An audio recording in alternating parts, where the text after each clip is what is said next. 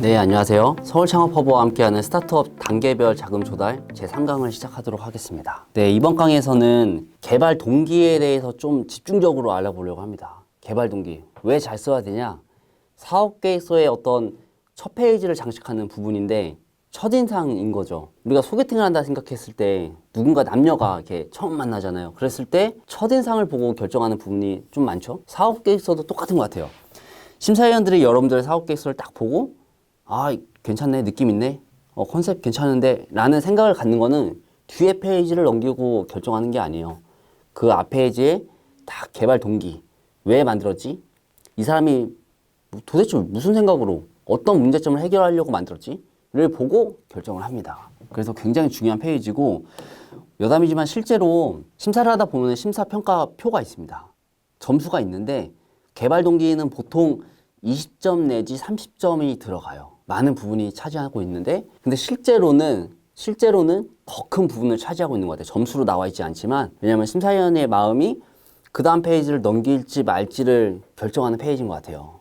그렇기 때문에 조금 중요해서 제가 사업계획서 강의, 우리 자금 조달을 위해서는 사업계획서를 잘 써야 되거든요.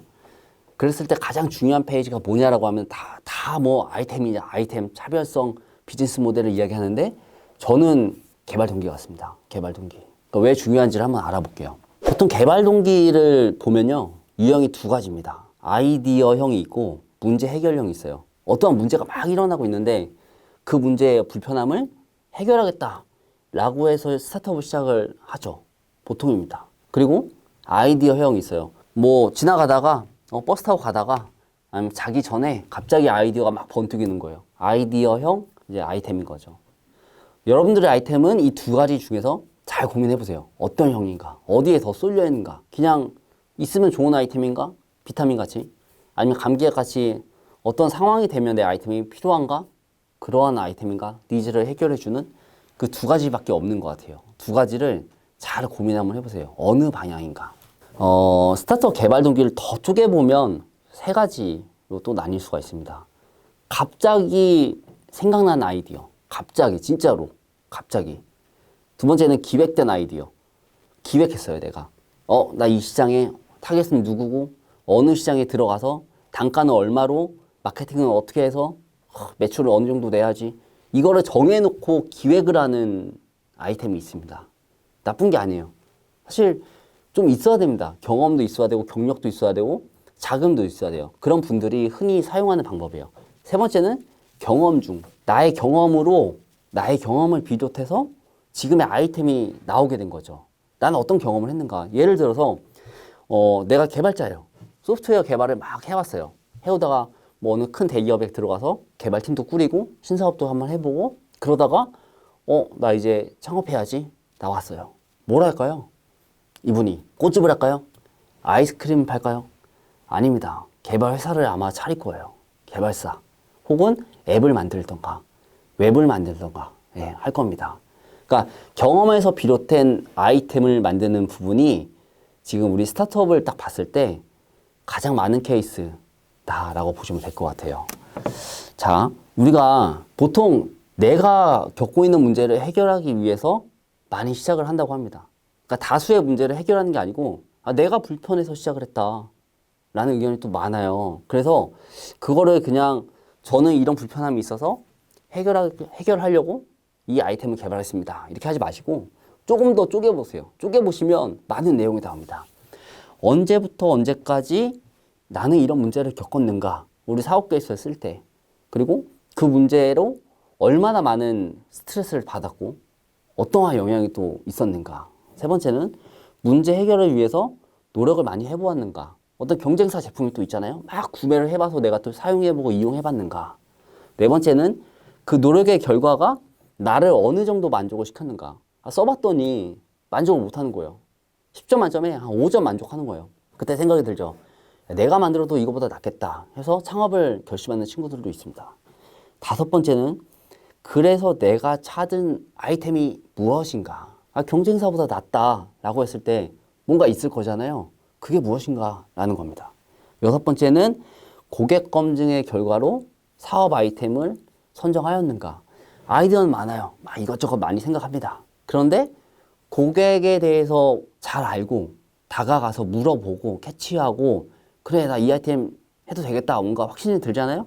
그 아이템이 뭐냐라는 거예요. 더 쪼개보면은 이 6가지 말씀드렸는데 내가 문제를 겪고 있다 보다는 이 6가지에 의해서 개발 동기를 좀 써내려 가시면은 좋을 것 같아요. 자, 그래서 이 페이지를 보시면은 컨셉을 정하는 게 또 중요합니다. 제가 컨셉을 우리 앞강에서도 계속 말씀드리고 있는데 누구나 공감하는 컨셉이 있고 나만 아는 컨셉이 있어요. 그러니까 나만 안다는 거죠. 문제를. 나만 아는 문제, 누구나 아는 문제. 어떨 것 같아요? 심사위원 누굴까요? 심사위원도 누구나에 포함되겠죠. 그러면 심사위원을 설득하려면 누구나 아는 문제를 공론화 시켜야 되는 거예요. 나만 안다. 아, 내 내면 깊숙이 알고 있는 그 문제를 끄집어내서 쓴다. 이게 아니라 들었을 때, 맞아. 그 문제야. 그 문제, 심각한데? 이 반응이 나와야 되는 거예요. 근데 그 데이터 어디서 찾죠? 논문이나 우리 뉴스나 네이버 들어가면 뉴스 나오죠? 구글 링크도 많이 나올 겁니다. 어떤 뉴스에도 나올 거고. 그러한 헤드라인을 뽑아내서 넣는 거예요. 사업 계획서에. 아, 여기서 뭐 이랬다, 저랬다. 봐라. 많은 이슈가 되고 있지 않냐. 그래서 내가 해결하려고 한다. 이렇게 하면 좀 다르다는 거죠. 그래서 우리가 해결 방안을 이야기할 때는 반드시 그 전에 문제가 나와줘야 돼요. 문제가 심각하다. 그러니까 문제를 아주 극대화시키는 거예요. 아, 정말 심각해. 이 문제 지금 날린 거예요.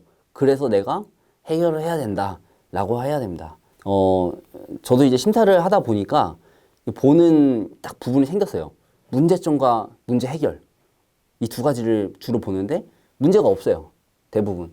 그냥 좋대요. 내 기능이 뭐고, 어떻게 만들고, 돈을 어떻게 벌 거고, SNS 마케팅 할 거고, 이런 내용들이 많다 보니까 자금을 조달을 뭔가 해줬을 때 정부에서 이 팀은 5천만 원 지원을 해줬다라고 봤을 때 이 문제가 어느 정도 해결될지가 보이지 않는 거예요. 그랬을 때 심사 점수를 낮게 주는 저를 또 보게 되거든요. 그래서 여러분들께서 불편한 상황을 아주 극대화시키세요. 그게 자금 조달을 잘 받을 수 있는 포인트 중에 하나입니다. 그리고 가설을 만들어주는 거예요. 가설. 만약에 내 아이템이 나온다면 이러한 문제들은 해결이 될 수 있다. 있을 것이다. 있을 것 같다. 라고 가설을 3가지 정도만 세워주시면 될 것 같아요. 그리고 그 가설을 뭔가 내가 검증해 나가는 과정들 있잖아요. 그 과정들을 하나씩 써내려가 보세요. 그러면 사업 계획서가 굉장히 매력적으로 보일 겁니다. 상대방에게. 노력을 했다. 나는 발로 뛰었다.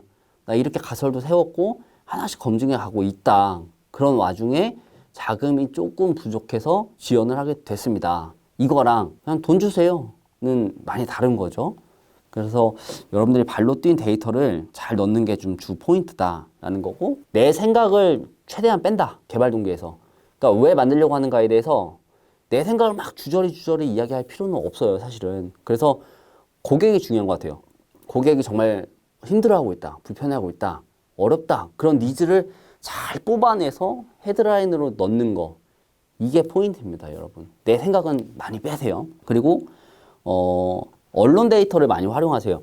여러분들이 다 그 데이터를 모으려면 굉장히 힘들죠. 이미 나와 있는 데이터가 많습니다. 근데 심사위원들이 그 데이터를 다 알고 있을 수가 없어요. 여러분들이 뽑아내는 거예요. 뽑아내되 이제 뭘 넣어야 되죠? 출처.